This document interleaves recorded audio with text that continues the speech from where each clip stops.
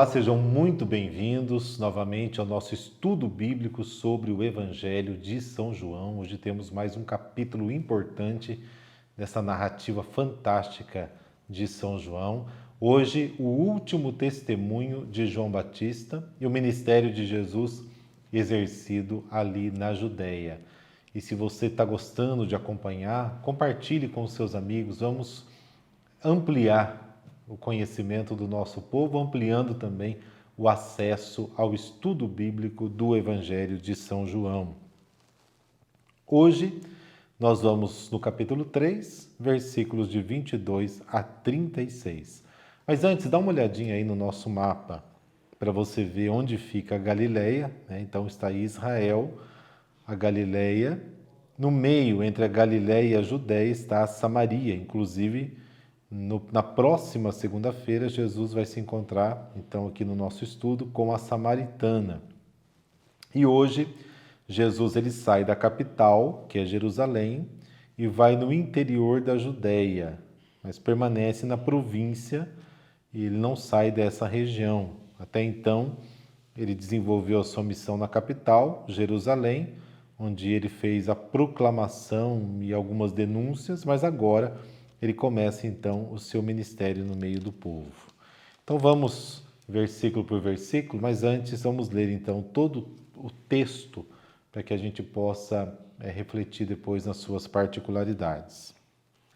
Depois disso, Jesus veio com os discípulos para o território da Judéia e permaneceu ali com eles e batizava. João também batizava em Enom, perto de Salim, pois lá as águas eram abundantes e muitos se apresentavam para serem batizados. João ainda não fora encarcerado. Originou-se uma discussão entre os discípulos de João e certo judeu a respeito da purificação. Eles vieram encontrar João e lhe disseram: Rabi, aquele que estava contigo do outro lado do Jordão, de quem deste testemunho, batiza, e todos vão a ele. João respondeu: Um homem nada pode receber a não ser que lhe tenha sido dado do céu. Vós mesmos sois testemunhas de que eu disse: não sou eu o Cristo, mas sou enviado adiante dele. Quem tem a esposa é o esposo, mas o amigo do esposo que está presente e o ouve é tomado de alegria à voz do esposo. Essa é a minha alegria, e ela é completa. É necessário que ele cresça e eu diminua. Aquele que vem do alto está acima de todos. O que é da terra é terrestre e fala como terrestre. Aquele que vem do céu dá testemunho do que viu e ouviu, mas ninguém acolhe seu testemunho. Quem acolhe seu testemunho certifica que Deus é verdadeiro. Com efeito, aquele que Deus enviou fala as palavras de Deus, pois ele dá o Espírito sem medida. O Pai ama o Filho e tudo entregou em sua mão. Quem crê no Filho tem a vida eterna. Quem recusa crer no Filho não verá a vida. Pelo contrário, a ira de Deus permanece sobre ele. Então vamos aí versículo por versículo. Eu já comentei o versículo 22, que Jesus então vai para a Galileia, mas vamos ler. Depois disso, Jesus veio com os discípulos para o território da Judéia e permaneceu ali com eles e batizava. Então repare primeiramente que há o batismo de João Batista e há também o batismo de Jesus. Lembra que alguns que seguiam João Batista entenderam a mensagem e passaram a ser discípulos de Jesus. E acontece bem esse contraste no texto que nós estamos estudando nesse momento. Versículo 23 e 24, vamos ler os dois juntos.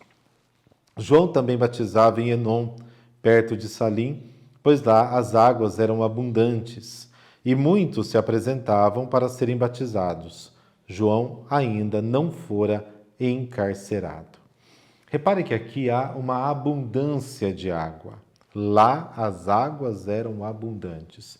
Isso faz como que uma oposição às talhas de Caná da Galileia. Então retoma um pouco a mensagem de Caná, porque em Caná da Galileia as talhas estavam vazias.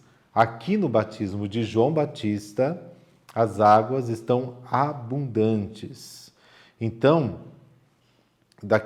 dentro daquele sistema que representavam as talhas, que as talhas representavam, na verdade, dentro daquele sistema era impossível a verdadeira purificação. Mas no batismo de João, esta purificação ela tem sentido, porque essa purificação prepara a chegada do Messias.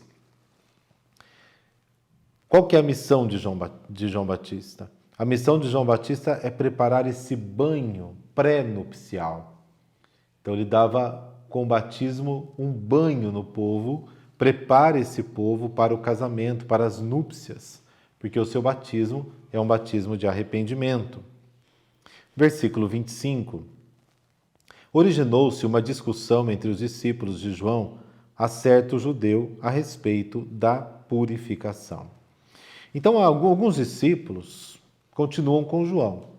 Eles não passam para Jesus como fizeram os outros discípulos. Eles simplesmente ficam ali iludidos com João, não entenderam a mensagem de João. João Batista, havia deixado bem claro que ele não era o Messias. Ele apontou, inclusive, o Messias, mas esses discípulos não entenderam a mensagem, continuavam com João Batista. E eles veem entre João Batista e Jesus uma rivalidade que não existe, porque João Batista cede o seu lugar, ele reconhece o seu lugar para que Jesus assuma o seu lugar de esposo. Se você não viu os outros episódios, seria muito bom e começasse o Evangelho lá desde o primeiro capítulo, para que a gente vá entendendo depois esses posicionamentos e o porquê desses posicionamentos. Depois, versículo 26. Eles vieram encontrar João e lhe disseram: Rabi, aquele que estava contigo do outro lado do Jordão, de quem deste testemunho, batiza, e todos vão a ele. Reparem aqui que esses discípulos que permaneceram com João Batista, a se referirem ao João Batista, o chamam de Rabi. Só que Rabi, vocês sabem, que é um título importante, é um título dado a doutores da lei, é mestre, significa mestre, foi dado a Jesus por Natanael e Nicodemos. Então, nesse sentido, eles tentam fazer o quê? Igualar João Batista com Jesus. Chamando João Batista de Rabi, eles tentam igualar Jesus a João Batista e João Batista a Jesus, como se estivessem no mesmo nível, porque os dois estavam batizando. Acontece que eles tratam aqui Jesus com desprezo, aquele que estava contigo. Nem citam o nome dele. Então há um tratamento aqui de desprezo, e tratando Jesus com desprezo, eles dão a entender que João Batista, inclusive, é maior do que o próprio Jesus.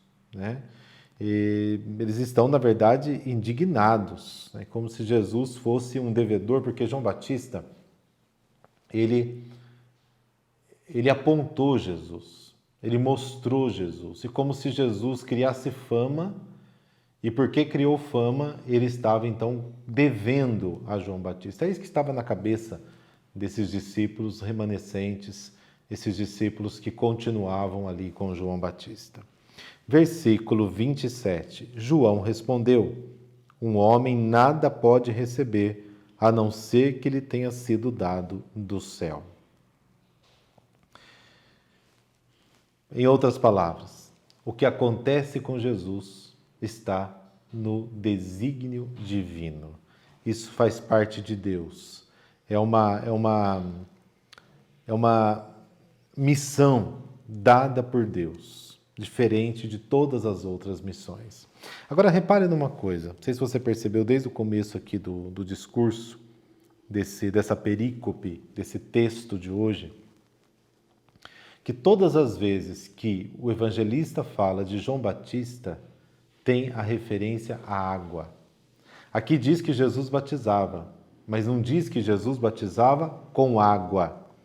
Isso porque Jesus batiza com o Espírito Santo. Somente quem tem o Espírito Santo, o Pai, quando revela naquele momento do batismo de Jesus, que ele possui o Espírito Santo, somente quem possui pode dar e pode batizar. João Batista não possui o Espírito Santo, por isso ele batiza com água. Jesus não batiza com água, porque ele batiza com o Espírito Santo. Versículo 28. Vós mesmos sois testemunhas de que eu disse, não sou eu o Cristo, mas sou enviado adiante dele. Então reparem como João Batista ele é fiel ao seu testemunho. Jesus não é o rival. Pelo contrário, eu sou o seu servidor. Eu vim para preparar o caminho. Eu não sou o Messias, eu não sou o Cristo. Não precisam se confundir.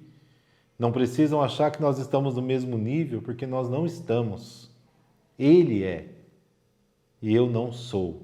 Essa é a mensagem desse versículo 28. Versículo 29. Quem tem a esposa é o esposo, mas o amigo do esposo que está presente e o ouve é tomado de alegria a voz do esposo. Essa é a minha alegria e ela é completa.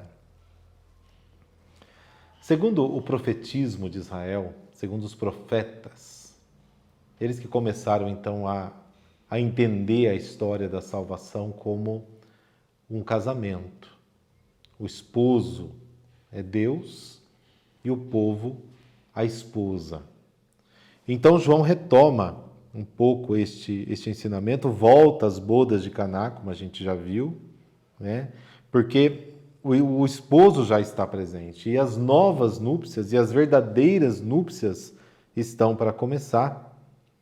E o amigo do esposo, com o qual João Batista se identifica, eu não sou o esposo, eu sou o amigo dele, era aquele responsável de preparar os festejos, de preparar a noiva para o casamento. Então ele se coloca justamente nesse lugar. E o João Batista, ele ouve a voz do esposo, mas ele não ouve a voz da esposa. Isso porque só o esposo tem o Espírito Santo. A esposa ainda não tem. A esposa terá o Espírito Santo quando, do lado aberto, então, ela vai receber ali o Espírito. E a partir daquele momento, aí sim, a voz da igreja. Isso lembra também Nicodemos, Você ouve o ruído. Quer dizer, a voz do esposo. Mais tarde, as ovelhas conhecerão a minha voz. Então está tudo muito interligado. Por isso que eu falo para você, é importante fazer um estudo sistemático da palavra de Deus para que a gente possa entender esses detalhes. Então eu falo aqui, e como você não viu, talvez você possa se confundir um pouquinho. Então é importante que mantenha esse estudo em dia.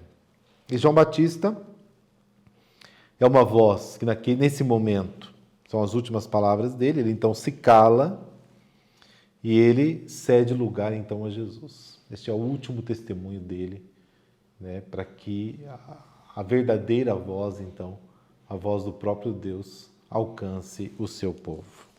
Versículo 30. É necessário que ele cresça e eu diminua. Esse versículo é muito conhecido por todos nós, a gente sempre gosta de fazer referência a esse versículo aqui. Então, a missão de João Batista termina aqui. Essas últimas palavras, que ainda continuam até o fim da perícope, mas a missão dele está terminando. E com ela termina também a missão do Antigo Testamento. Porque a missão do Antigo Testamento é fazer toda esta preparação para que acontecesse a chegada do Messias. São as antigas Escrituras, assim como João Batista cede lugar agora a Cristo, ao Messias, a Jesus. Versículo 31.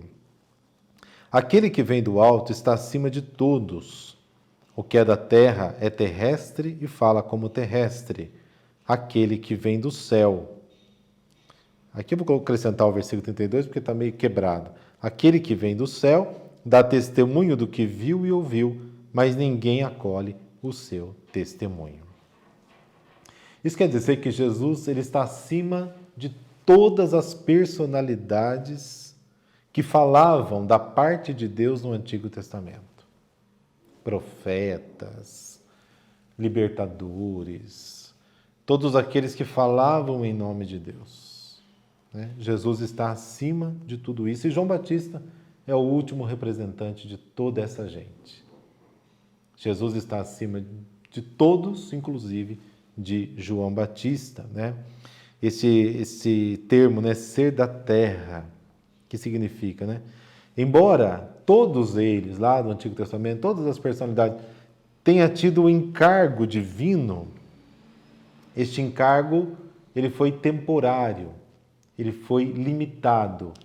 Agora não, Jesus tem a missão e o encargo de Jesus, ele é infinito, ele não termina e também não tem limites, como o vento, lá lembrando Nicodemos, o vento sopra onde quer.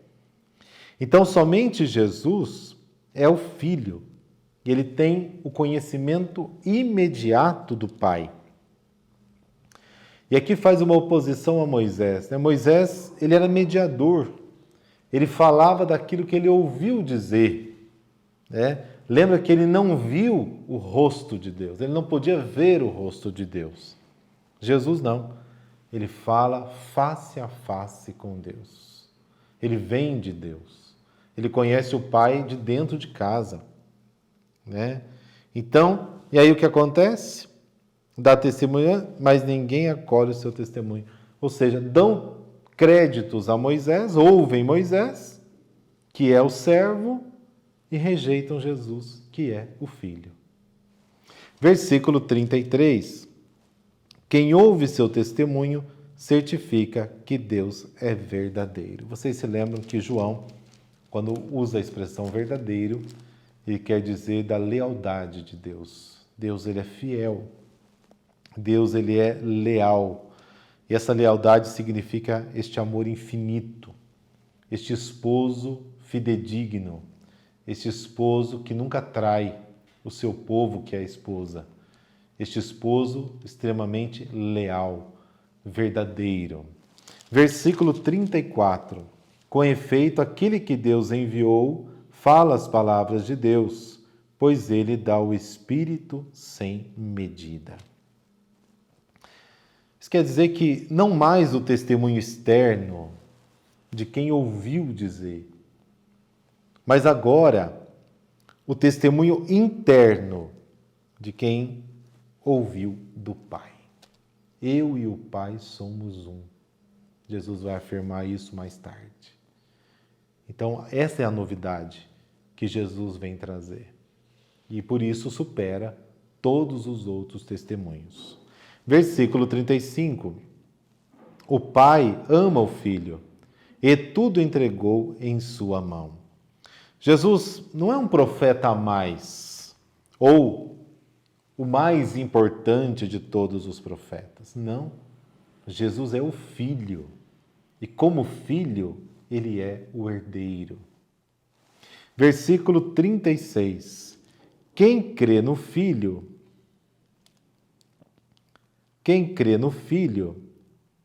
tem a vida eterna.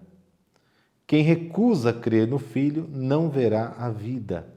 Pelo contrário, a ira de Deus permanece sobre ele. Jesus é aquele que comunica a vida. Por que ele comunica a vida? Porque quem dá a vida é o Pai. E Jesus é o herdeiro. Então é ele quem comunica essa vida. Moisés, ele era o servo, ele era o empregado da casa. Jesus não. Jesus, ele é o Filho, né? Como está lá em Números, capítulo 12, versículo 7, que diz o seguinte: meu servo Moisés, o mais fiel de todos os meus servos. Mas Jesus não é o servo, Jesus é o Filho. Então, queridos irmãos, assim nós terminamos mais uma perícope. Estamos avançando, pouco a pouco. Obrigado pelos seus comentários. Quem sempre deixa um comentário ali, fico muito feliz, né? Porque está respondendo ao nosso esforço também de estar aqui toda semana, trazendo para você esta mensagem importantíssima do Evangelho de João. Mas não se esqueça, deixe o seu like para apoiar também esse nosso serviço, esse nosso ministério, tá certo? Não deixe de comentar, mas compartilhe também com os seus amigos para que a gente possa avançar cada vez mais, tá bom? Um grande abraço, semana que vem nós vamos então conhecer um pouco os pormenores do encontro que Jesus teve com a samaritana. Jesus vai para um lugar difícil e ali começa então um dos textos mais bonitos que nós temos assim para meditar, para fazer retiro, enfim. Deus abençoe você. Até a semana que vem. Em nome do Pai, do Filho e do Espírito Santo. Amém.